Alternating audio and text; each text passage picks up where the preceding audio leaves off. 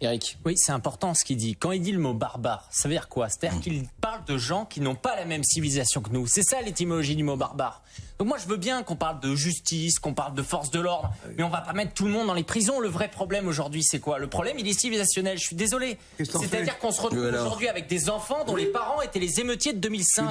Et pour une grande partie, ils venaient d'une immigration. C'est ça aujourd'hui la réalité. Qu'est-ce que t'en fais? Déjà vous commencez à avoir ce constat-là, parce que quand vous l'avez, vous arrêtez de dire que la solution c'est plus d'immigration. C'est la première chose. Le deuxième chose c'est que vous arrêtez de considérer que la solution elle est sociale. Parce que vous savez, par exemple, moi je suis dans un quartier, dans une cité du 92, qu'est-ce qui s'est passé hier soir? Eh bien il y a un de ces immeubles qui sont en construction pour rénover les quartiers, ils ont mis le feu parce qu'ils sont pas d'accord avec le projet immobilier. Ces gens-là, il faut arrêter de financer ce type de quartier. Donc ça c'est la deuxième chose, parce que il y a plein d'autres éléments. Vraiment on pourrait passer 2 semaines sur ce qui s'est passé entre samedi soir et dimanche soir. Alors même chose, le quartier c'est pas l'entièreté du quartier, c'est des délinquants dans ce quartier. Mais oui, mais bien sûr, mais bon à un moment, ce que je veux dire c'est que ça commence sur l'ensemble du territoire. Pardonnez-moi juste André pour terminer. C'est que lorsque vous regardez même certains joueurs, je pense à Ousmane Dembélé qui demain peut tout à fait avoir le ballon d'or. Eh bien il y a une photo qui a été publiée, il est sur le terrain, il est avec sa femme elle est vêtue comment? Elle a un voile et elle porte le masque. C'est-à-dire on sait très bien ça, c'est une façon de contourner la loi aujourd'hui. Et quand vous allez voir tous les commentaires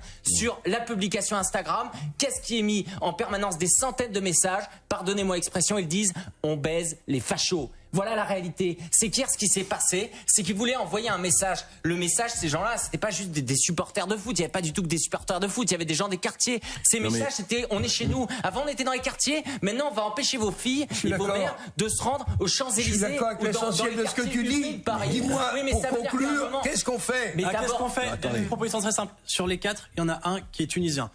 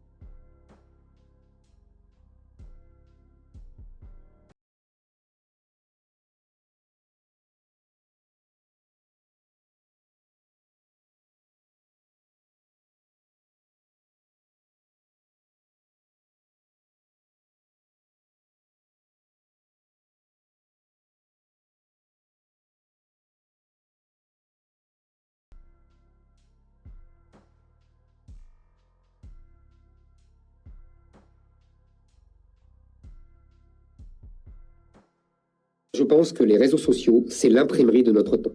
Et que les prêtres, ce sont les journalistes. Et que les prêtres sont furieux d'avoir perdu leur monopole. Et que donc, qu'est-ce qui se passe aujourd'hui? On est en train de casser les presses à imprimerie.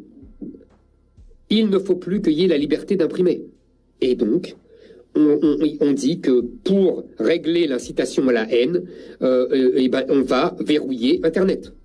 On va verrouiller les réseaux sociaux. Alors, je ne suis pas en train de faire l'apologie des réseaux sociaux, vous comprenez ce que je veux dire? Il y a évidemment à boire et à manger. Mais exactement comme l'imprimerie auparavant. Tous les libelles, on trouvait ça scandaleux. C'est la même chose.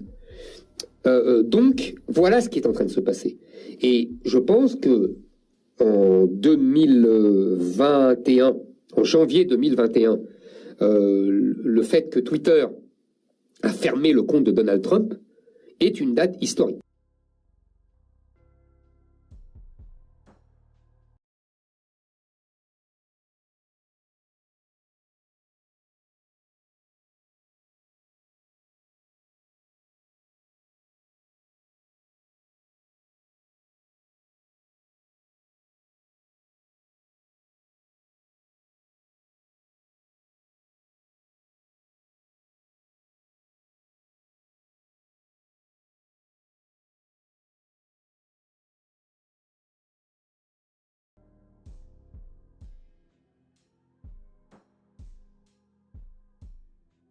Quand on regarde les chaînes comme RCI, BFM et les autres, vous avez les points de vue d'Ukraine depuis 3 ans sans aucune contradiction en fait.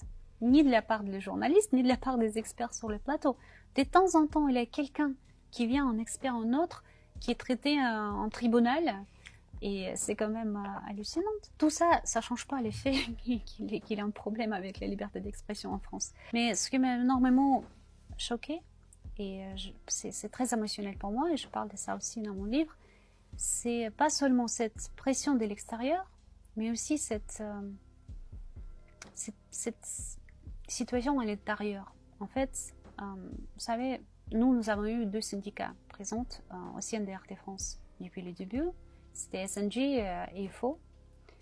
Et je n'ai pas du tout senti aucun soutien de la part des syndicats.